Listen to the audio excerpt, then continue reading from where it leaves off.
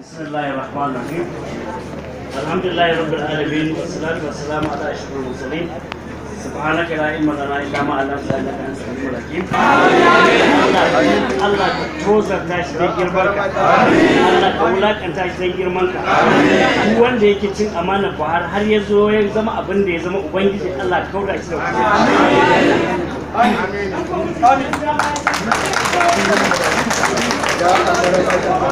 a gata na ubangiji da yake yi wa bayansa babu wanda yake talaka gata. Watakila mutane za su yi mamakin wannan magana.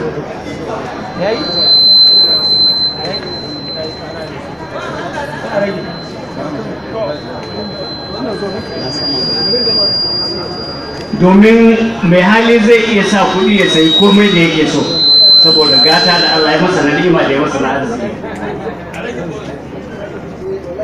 Shi kuma talaka ba shi da wannan gatar. Amma Allah sai halicci wani abu mai muhimmancin gaske wanda in babu shi rayuwa ba za ta yi ba, sai ya kasance ba na sayarwa ba ne ba. Ko kun san menene wannan? Ba ku san ko menene ba? Imani. Ya fi komai tsada a duniya. Da za a kai ka asibiti wallahi azimi a matsayinka na tana ka baka isa ka saye shi ba. Yawwa to yanzu misali a ce oxygen wato iskar da kake shaka na sayarwa ne, minti nawa za ka yi ka mutu. To saboda gata na ubangiji ka talaka sai kasance iskar da zai shaka kyauta zai shake ta. Allah mun gode maka da wannan ni'ima. Allah muna godiya da wannan ni'ima. Abu na biyu mai muhimmanci wanda Allah ya ba mu shi kuma shi ne jigon mu tushen mu amma kuma muka yi watsi da shi, wanda duk al'ummar ci gaba a duniya sai ta rike shi da kyau sannan take kaiwa inda za ta kai, amma a arewa muka yi banza da shi, muka jefar da shi, muka lalata shi. Shi ne mai Allah noma.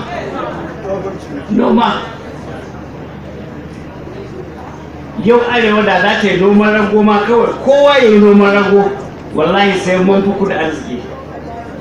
Mene ne noman rago? Wani abu ne da za ka shuka shi, in ka shuka shi kuma har abada ba zai mutu ba, har abada ba zai lalace ba.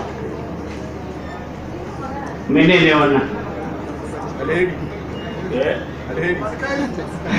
Allah saka mana alheri. Zogale yanzu kwanan zogale nawa ne a kasuwa bushashe?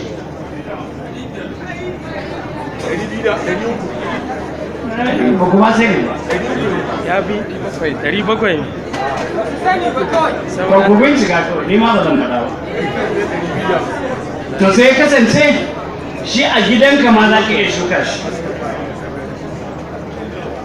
a gidanka za ka iya shuka shi, kuma in ka shuka shi ya daɗe kai sati 3 baka fara ɗibarsa ba.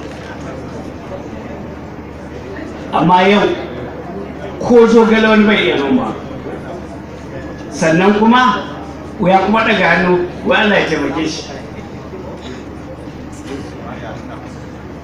Inna Allah la yughayyiru ma biqawmin hatta yughayyiru ma bi anfusihim wa idza arada Allahu biqawmin su'an fala maradda lahum wa ma lahum min dunihi min wali.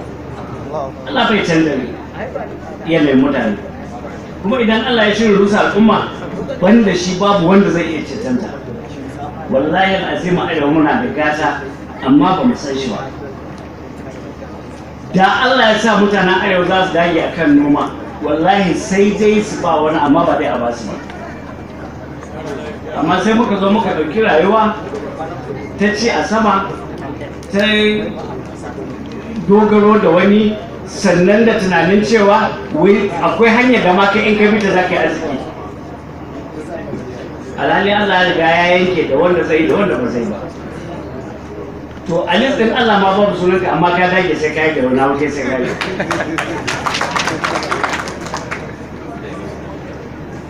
Shi yasa mun yi wa Allah godiya tun da muka tashi banda koyarwa ba abin da muka sani. Kuma duk mutumin da yake jin labarin talauci to wasa yake shigo koyarwa ya zai samu mai talauci. To amma da lahi wa rasulihi a harkar noman nan da arewa ta dage wallahi al'azimu sai dai ta ba wasu amma ba dai a bata ba. Yadda Allah ya albarkace mu da matasa wanda suke a shirye suke su yi aiki amma ba su da shugabanci. Shi yasa Allah yake cewa a Qur'ani za a ranna annabu laka kabetan amarna mutrafi ya fasa ko ya haƙa alai alqaul fa da mana hada. Duk lokacin da Allah ya yi rusa al'umma to sai umarci manyan cikinta da lalacewa. To suna lalacewa to shikenan wannan al'umma ita ta lalace. A shi yasa ba shi yake ta da na gaba ake ganin zurfin ruwa. Da Allah ya sa manyan arewa sun rike tarbiyyar da Sardauna ya ba su na cewa a tattako na ƙasa ta haka za a ci gaba, wallahi da mun kai halin da muke. To amma kowa abin da ya sani shi ne in ya samu ya taskace. Idan muka dawo ɓangaren noma ɗin nan ko ba komai yanzu arewa in duk gaba ɗaya za a dawo yanzu yau misali ba wai a Legas ba a Kano kawai nawa ne buhun albasa? Ba ku sani ba saboda ba sai kuke ba. Nawa ne buhun albasa? Wallahi a arewa ya kusa kai 70,000. To idan yana 70,000 a arewa a Lagos da sauran wurare nawa yake? Sai ka dinka sau biyu. To wata nawa in ka shuka albasa wata nawa za ta yi? Tsanani wata uku. Allah ya mana arziki mu zo mu zauna muna dogaro da abin da Allah ya tsine masa albarka tun je da lasar.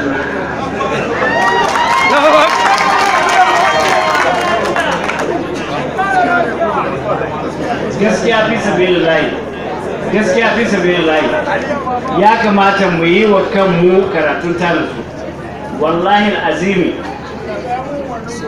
duk lokacin da bawa ya koma ga Allah yana taimakonsa. Shi yasa cewa qul tastaghfiru rabbakum innahu kana ghaffara yursilu samaa alaykum midrara wa yumdidkum bi amwalin wa banina wa ja'ala lakum jannatin wa ja'ala lakum anhara. Ma lakum tambaya ce ma dan me ma ba za ka yi istighfar ba? Shi yasa nake ganin a wani rubutu da dai a Facebook na rubuta direct saboda da ina kusa da shugaban kasa yanzu kuma gaskiya muna da nisa, amma a Facebook na rubuta ce in yau shugaban kasa ya yi istighfari ga Allah, Allah zai taimake shi. Me yasa? Duk wasu bayi na Allah hatta annabawa sai da suke istighfari sannan suka samu galaba. Saboda haka a koma ga Allah, Allah shi zai taimaka. Assalamu alaikum wa rahmatullahi. Allah ya saka Professor Aliyu Abdullahi Jibiya da alkhairi.